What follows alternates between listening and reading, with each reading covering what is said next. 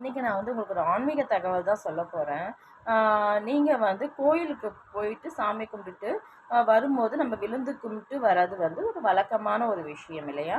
ஆனா இந்த கோயில்ல வந்து நீங்க வந்து சாமி கும்பிட்டுட்டு வீட்டுக்கு போம்போது விழுந்து கும்பிடக்கூடாது.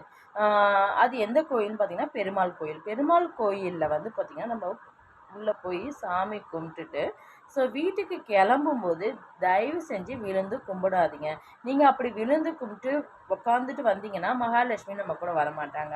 அதுக்கு என்ன பண்ணணும்னா, ஃபர்ஸ்ட்டு பெருமாள் கோயிலுக்குள்ள போனோனயே, அங்க வந்து கொடிமரத்துக்கிட்ட நீங்க விழுந்து கும்பிட்டுட்டு, அதுக்கப்புறம் போய் சுவாமி தரிசனம் பண்ணிட்டு, சுவாமி பிரசாதம் வாங்கிட்டு கோயில சுத்திட்டு, அதுக்கப்புறம் நீங்க நேரா வீட்டுக்கு வந்துடுங்க.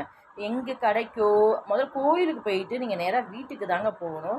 அதுக்கு இடையில வந்து பக்கத்து வீட்ல பேசுறேன், அவங்கள்ட்ட பேசுறேன், அதுமாரி இடையில யார் வந்தாலும் பேசாதீங்க. நேரா வீட்டுக்கு வந்து சுவாமி மாடத்த பார்த்துட்டு, அந்த விளக்க